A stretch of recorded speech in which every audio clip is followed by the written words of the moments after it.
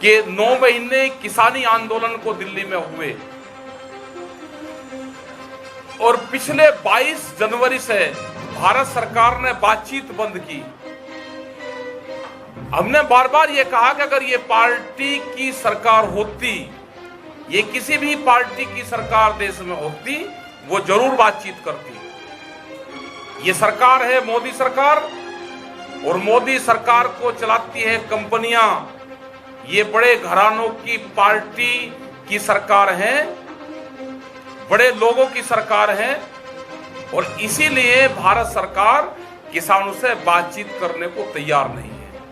बहुत से सवाल आए, बहुत के प्रेस के लोग, बहुत ने ठीक दिखाया, बहुत प्रेस के लोगों ने निगेटिव दिखाया, लेकिन हमने कहा कि आप दिखाओ, हमारे बारे में जो कहना है आप कहो, लेकिन समाज को बात जानी चाहिए। प्रेस के लोगों का भी हम धन्यवाद देते हैं।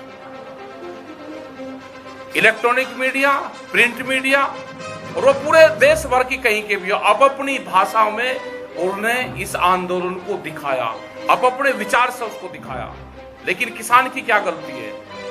गन्ने पे भारत सरकार ने रेट बढ़ाया 5 पैसे पर केजी के हिसाब से। नहीं बताया गया पूरे हिंदुस्तान भर को कि 5 रुपए बढ़ाए, वो किलो पे बढ़ाए या क्विंटल पे बढ़ाए। बहुत लोग तो क्विंटल जानते भी नहीं, हम इसको किलो में रेट बढ़ाएंगे। 5 पैसे पर केजी गन्ने का रेट बढ़ा है। डीजल कितने पैसे बढ़ता था? महंगाई कितनी बढ़ी है कई साल में। यही हाल है। गोदाम देश में पहले बने और कानून देश में बाद में आए। क्या व्यापारियों को यह पता था कि गोदाम हम बना लेंगे और हम कानून अपने सिस्टम से लेकर आएंगे? इसका मतलब यह हुआ कि पार्लियामेंट के अंदर तक सेंध लगी है। क्या आपने घोषणा पत्र में इस मोदी सरकार ने यह बताया था जब मैनिफेस्टो आया कि हम रेलवे को बेचने का काम करेंगे? वो घोषणा पत्र दिखाओ। क्या यह कहा था कि हम स्टेडियम बेचने का काम करेंगे? वो दिखाओ। क्या ये कहा था कि लाल किले को हम बेचने का काम करेंगे? वो दिखाओ। ये कहते हैं कि नहीं, बेचे नहीं, हमने तो लीज पे दिया है। लीज पे तो कनॉट प्लेस भी गया है।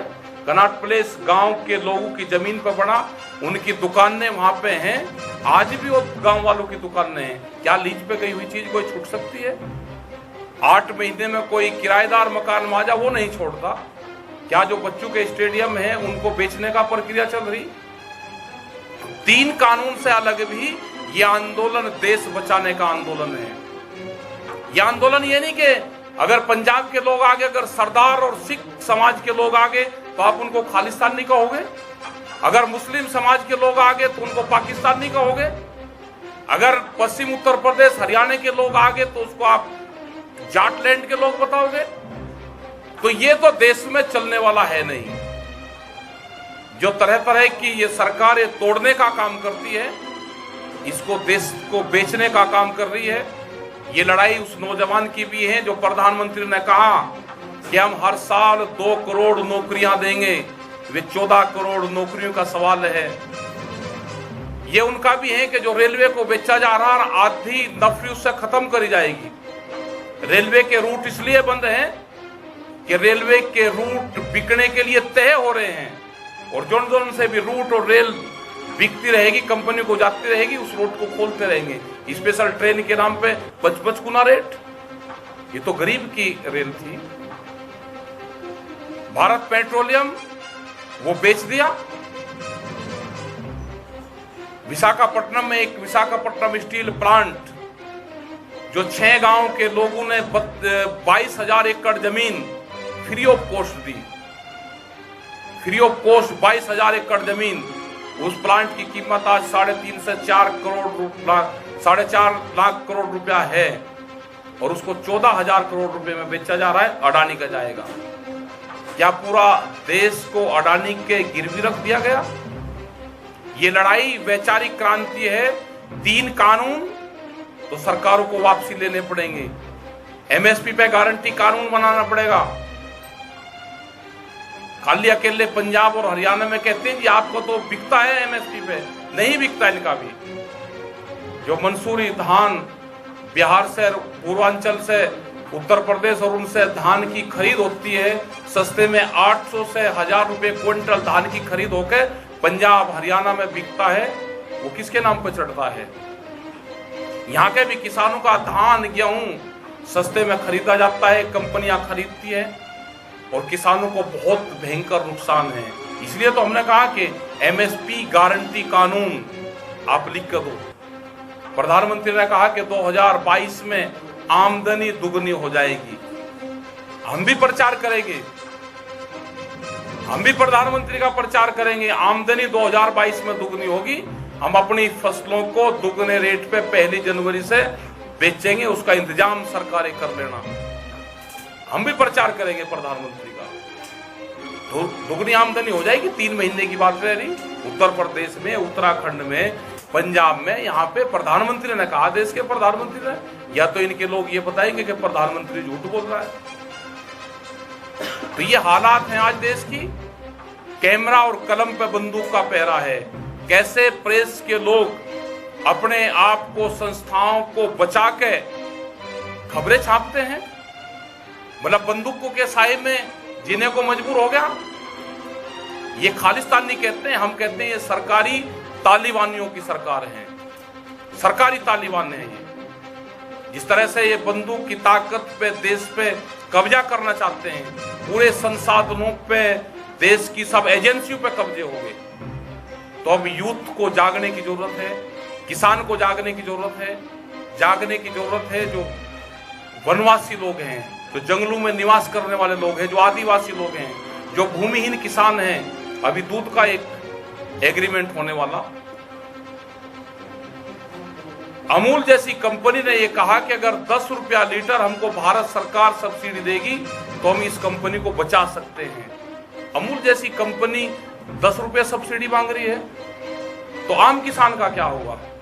ये बाहर से दूध का एग्रीमेंट करके यहाँ के पशु धन को खत्म करना चाहते हैं। ये शुगर लॉबी के दबाव में बाहर से चीनी खरीद करके गन्ना किसान को खत्म करेंगे। ये अफ्रीका के देशों में दालें उत्पादन करके दालें किसान को खत्म करना चाहते हैं। हर फसल के किसान को एक एक करके मारने का काम करा जाएगा। ये किसान संयुक्त मोर्चा जो पिछले 9 महीने से इसके 40 बड़े लीडर अपनी जत्थेबंदियों के साथ में दिल्ली के चारों तरफ बैठे हुए हैं, और ये भारत सरकार कान खोल कर सुन ले, जो किसान 9 महीने से अपने घर नहीं गया, जिसने 9 महीने से दिल्ली के मोर्चे को नहीं छोड़ा, वो आने वाले टाइम पे दिल्ली के मोर्चे को नहीं छोड़ देगा। ये कान खोल कर सुन रही प्रेस में, ये कान खोल कर सरकार सुन ले, अपने दिमाग को ठीक कर ले। ये किसान छोड़ेगा नहीं। आपने गलत जगह पंगा ले लिया है। आप खेती किसानी को बर्बाद करना चाहते हो, अपनी खेती को आप बड़ी कंपनियों को देना चाहते हो, वो नहीं जाएगा। जिस तरह से हरियाणा में कानून में बदलाव करा कि कोई भी एक व्यापारी इनका साथी आएगा, किसी जमीन को, जो हाईवे पर जमीन है, उसको कहेगा कि मैं सर्किल रेट पे इसको खरीदूंगा, वो एक प्रपोजल प्रोफाइल बना कर देगा कि मुझे यहाँ पे इंडस्ट्रीज लगानी है, ये जमीन मुझे अधिग्रहण करके दे दो। तो अपने साथियों के लिए कानून खोला है इन्होंने। तो इन सब चीजों का विरोध हमको करना है। हम अपनी जमीन नहीं देंगे। इसने अगर 1000 मीटर एग्रीकल्चर लैंड हाईवे पे खरीद ली, ये उदाहरण है देश भर में, 1000 मीटर जगह खरीद ली, अधिकारियों से सेटिंग करी और अपने 4-5 किले दूसरी जगह खरीदे जहां पे चकबंदी है, और अपना हाईवे के ऊपर जमीन लगवा ली।